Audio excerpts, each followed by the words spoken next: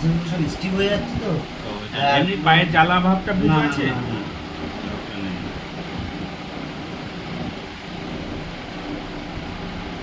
হাঁটাচলা করতে অসুবিধা হচ্ছে না? অত ফাস্ট নয়।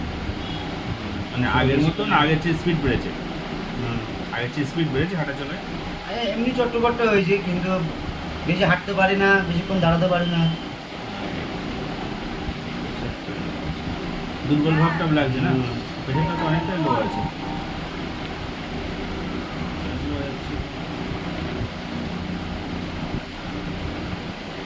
আজ ছুটি আছে।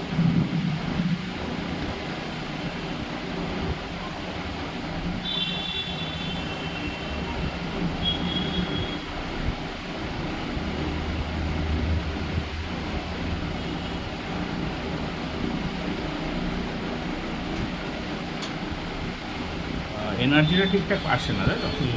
এনার্জিটা আসছে না, কারণ তোমার প্রেশারটা 90/70, অনেকটাই লো আছে।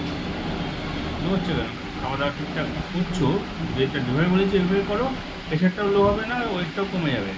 খাবারটা 3 বার জায়গায় 4 বার খেতে পারো। ঘুম ঠিকঠাক হচ্ছে না, আর একটু ঘুমের দরকার।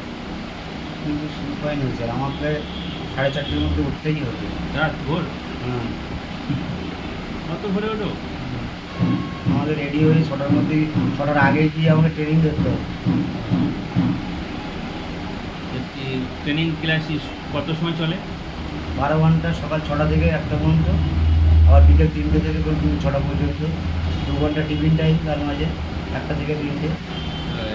প্র্যাকটিক্যাল কত দূর করা যায়? 20টা ক্লাসে আধা ঘন্টা করে। 20টা ক্লাস? আধা ঘন্টা করে। মানে 20টা ক্লাস 20 জনকে নিয়ে, না হ্যাঁ। তারও বেশি?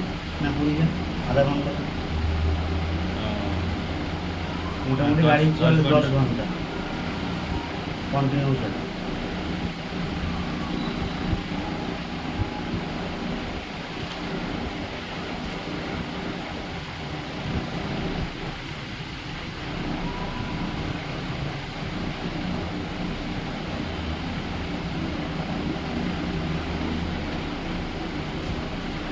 শরীরে মোটে এনার্জি পাচ্ছে না। এনার্জি পাচ্ছ না, প্রেশারটা লো হয়ে গেছে, তাই প্রেশারটাকে তুলতে হবে।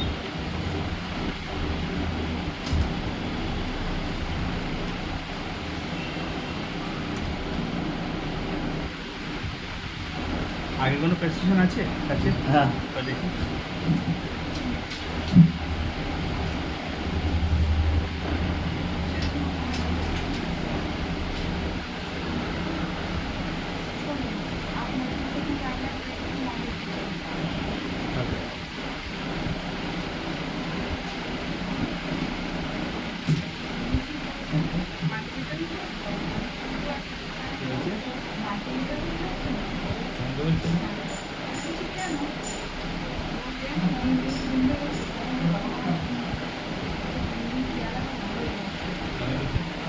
ঠিক আছে।